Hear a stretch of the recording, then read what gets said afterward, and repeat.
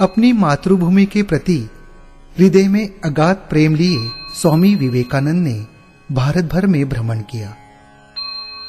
भ्रमण करते हुए स्वामी जी भारत के अंतिम छोर कन्याकुमारी पहुंचे। कन्याकुमारी, जहां पुरातन काल से माता भगवती का भव्य दिव्य मंदिर खड़ा है। माता के सन्मुख साष्टांग प्रणिपात के पश्चात स्वामी जी बाहर आए। उनको दृष्टि गोचर हुई विशाल समुद्र में स्थित श्रीपाद शिला, जिस शिला पर मां पार्वती ने, जो भगवती के नाम से जानी जाती है, तपस्या की थी। उस पवित्र शिला पर जाकर ध्यान करने की तीव्र इच्छा स्वामी जी के मन में जागृत हुई। परिव्राजक अवस्था में उनके पास नाविकों को देने के लिए धन नहीं था, अतः वे समुद्र में कूद पड़े और तैरकर शिला पर पहुंचे। भारत माता के चरणों में बैठकर ध्यानमग्न हुए। 3 दिन व 3 रात तक चला यह ध्यान भारत माता रूपी ईश्वर के प्रति था, जो स्वामी जी के लिए भगवती दुर्गा की अवतार थी। कैसा अनूठा ध्यान! ऐसे लगा मानो उनके सामने भारतीय इतिहास के पन्ने खुलते चले जा रहे हो। उनकी मन की आंखों के सामने अपने भ्रमण के दौरान हुए अनुभवों का विशाल परिदृश्य उपस्थित हो रहा था। उन्होंने भारत के अतीत, वर्तमान और भविष्य पर, उसके पतन के कारणों पर और पुनरुत्थान के साधनों पर चिंतन किया। उन्होंने अपनी अंतरात्मा में अनुभव किया कि भारत अपनी आध्यात्मिक चेतना के पुनरुत्थान से ही उठ सकता है। 25, 26 और 27 दिसंबर 1892 के उस गहन ध्यान के पश्चात उन्होंने अपने जीवन का उद्देश्य खोज लिया। उन्होंने जाना कि समाज की विद्यमान निराशाग्रस्त निष्क्रिय अवस्था से उसे बाहर निकालना ही प्रथम आवश्यकता है। स्वामी जी ने कहा, भारत के अंतिम छोर पर बैठे हुए मैंने एक योजना निश्चित की है। उन्होंने जाना कि धर्म ही इस राष्ट्र का प्राण है। त्याग और सेवा के द्वारा इस धर्म भावना को राष्ट्र जीवन में प्रवाहित करना होगा। यह विचार मन में रखते हुए देशवासियों का आत्मविश्वास जागृत करने हेतु उन्होंने अथक प्रयास किए। अपनी योजना कार्यान्वित करने के लिए स्वामी जी शिकागो के जागतिक सर्वधर्म परिषद में सम्मिलित हुए तथा हिंदू धर्म का ध्वज फहराया। विदेशों में सारी सुख सुविधाओं के बीच होते हुए भी स्वामी जी के विचार भारत पर ही केंद्रित थे। अमेरिका के साथ साथ स्वामी जी ने एशिया एवं यूरोप के अन्य देशों का प्रवास किया और लोग उनके विचारों से प्रभावित हुए।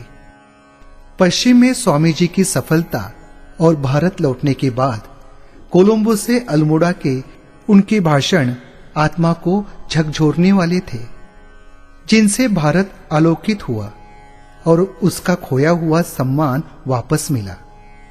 स्वामी जी ने भारत को उसकी शक्ति से अवगत कराया और उसी पर उसका भविष्य निर्माण किया।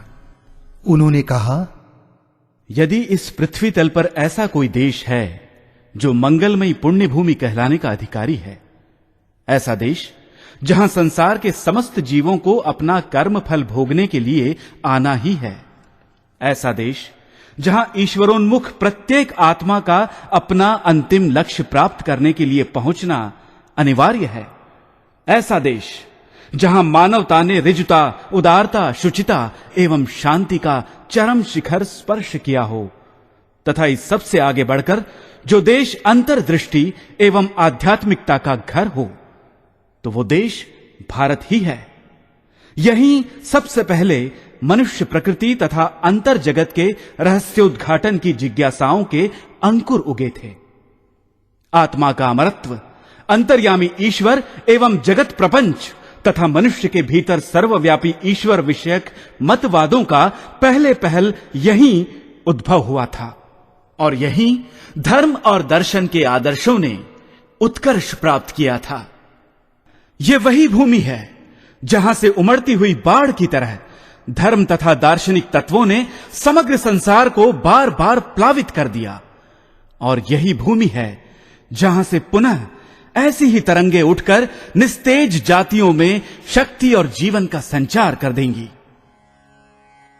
समग्र संसार जिसे आशापूर्ण दृष्टि से देख रहा है, ऐसी महान परंपरा को आत्मसात करते हुए अपना कर्तव्य निभाने के लिए स्वामी जी हमें प्रेरित करते हैं। हे मेरे देशवासियों, हे अमृत पुत्रों, तुम्हारा ये राष्ट्रीय जलयान युगों से सभ्यता को ढो रहा है और अपने अमूल्य रत्नों से संपूर्ण विश्व का कोष भरता आ रहा है।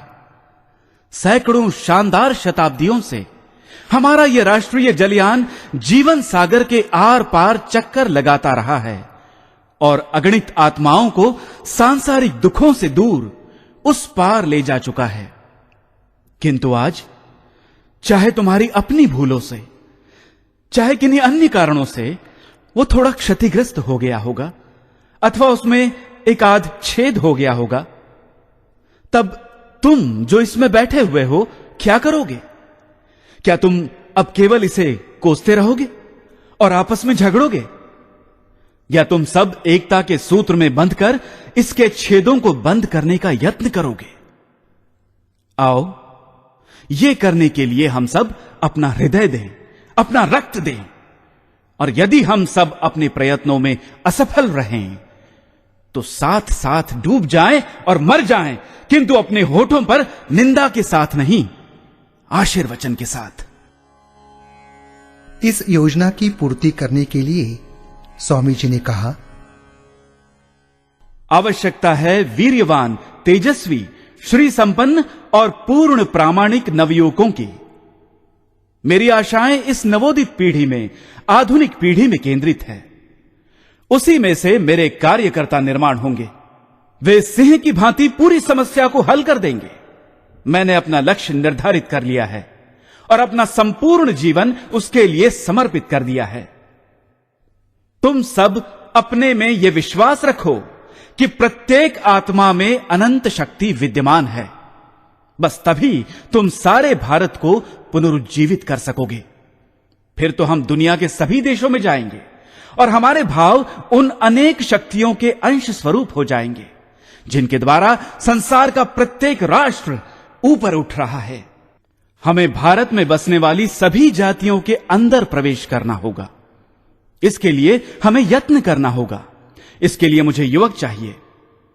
वेदों में कहा है, तरुण, बलशाली, स्वस्थ एवं तीव्र मेधा वाले ही ईश्वर के पास पहुंच सकते हैं।